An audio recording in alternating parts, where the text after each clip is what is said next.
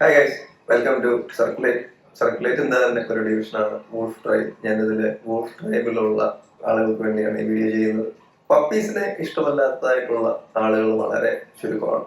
കുട്ടികളുടെയൊക്കെ നിർബന്ധം കൊണ്ടോ അല്ലെങ്കിൽ വീട്ടിലുള്ള ആളുകളുടെ ഇഷ്ടം കൊണ്ടൊക്കെ പലരും പപ്പീസിനെ വീട്ടിലോട്ട് കൊണ്ടുവരാറുണ്ട്. പപ്പികളെ വീട്ടിലോട്ട് കൊണ്ടുവന്നു കഴിഞ്ഞാലുള്ള പ്രശ്നങ്ങളിൽ ഏറ്റവും വലുതാണ് അവർ വീടിനകത്തൊക്കെ മൂത്രമൊഴിച്ചു വെക്കുക അല്ലെങ്കിൽ അപ്പിയിട്ട് വെക്കുക എന്നുള്ളത്. അപ്പൊ എങ്ങനെയാണ് നിങ്ങളുടെ വീട്ടിലോട്ട് കൊണ്ടുവരുന്ന പപ്പിയെ പ്രോപ്പറായിട്ട് പോട്ടി ട്രെയിൻ ചെയ്യിക്കുന്നു എന്നുള്ളതിനുള്ള കുറച്ച് ടിപ്സ് ആണ് ഇതിൽ പറയുന്നത്. ഇത് കണ്ടു കഴിഞ്ഞാൽ നിങ്ങൾക്ക് ഏകദേശം ഒരു ഐഡിയ കിട്ടും. പപ്പീസിന് എത്ര ഭക്ഷണം കഴിക്കണമെന്നും എത്ര വെള്ളം കുടിക്കണമെന്നുള്ളതിനെ പറ്റി അവർക്ക് യാതൊരു ധാരണയില്ല. നമ്മൾ എന്ത് കൊടുത്താലും അവർ ഭയങ്കരമായിട്ട് ഭക്ഷിക്കും. അപ്പൊ ഈ ഭക്ഷിച്ചതും കുടിച്ചതും എല്ലാം മൂത്രമായിട്ടും സ്റ്റൂളായിട്ടൊക്കെ പോകും. നമ്മളൊരു പപ്പിയെ അത് ഏത് ബ്രീഡാണോ ആ ബ്രീഡിനനുസരിച്ച് അവർക്ക് ഒരു ദിവസം എത്ര ഭക്ഷണം വേണം എന്നുള്ളത് അളന്ന് മാത്രം കൊടുക്കുക. ഉദാഹരണത്തിന് 100 ഗ്രാം ഭക്ഷണമാണ് ഒരു ദിവസത്തെ ഭക്ഷണമെങ്കിൽ അത് 25 ഗ്രാമിന്റെ ഈക്വൽ ഡിവിഷൻസ് ആയിട്ട് വെച്ചതിന് ശേഷം അത് കൊടുക്കുക. വെള്ളം ആവശ്യത്തിന് കൊടുക്കാമെങ്കിൽ ഫ്രീ ആയിട്ട് വെള്ളം ഫുൾ ടൈം കുടിക്കാനുള്ള ഒരു സംവിധാനം കൊടുക്കാത്തതാണ് നല്ലത്. കാരണം എത്ര കുടിക്കുന്നോ അത്രയും ഒരു മൂത്രമൊഴിക്കും. വെള്ളം കൊടുക്കരുതെന്നല്ല പറയുന്നത്, അത് നമ്മൾ മോണിറ്റർ ചെയ്യണം.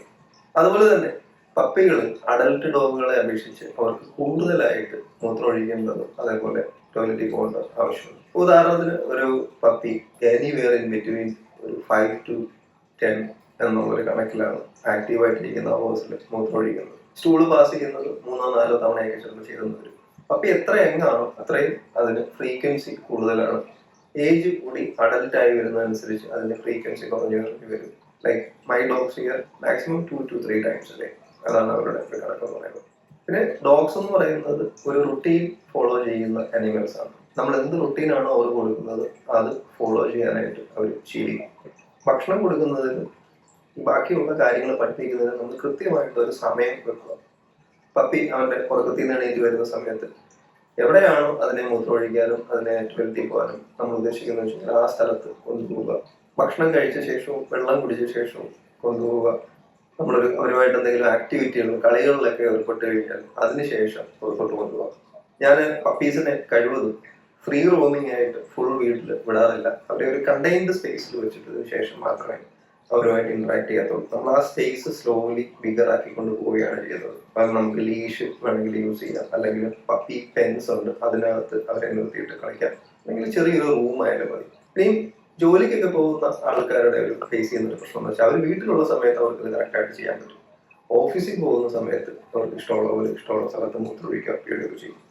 അങ്ങനെയുള്ള അവസരങ്ങളിൽ നമുക്ക് ചെയ്യാൻ പറ്റുന്നത് വെച്ച് കഴിഞ്ഞാൽ ഒരു പെണ്ണെന്ന് വെച്ച് കഴിഞ്ഞാൽ അവരെ ഒരു കണ്ടെയ്ൻഡ് ആയിട്ടുള്ള ഒരു സ്പേസിൽ അവർക്ക് ഉറങ്ങാനൊരു സ്ഥലം, അതേപോലെ ടോയ്ലറ്റ്, പപ്പി പാഡുകൾ വെച്ചിട്ട് ഒരു സ്ഥലം. ഈ പപ്പി പാഡിൽ ഇവരെ മൂത്രമൊഴിക്കാനായിട്ട് ശീലിപ്പിക്കാനായിട്ട് നമ്മൾ ആ ഉറങ്ങുന്ന സ്ഥലത്തിന്റെ വെളിഭാഗത്ത് മൊത്തം ഈ പപ്പി പാഡ് വെക്കുക.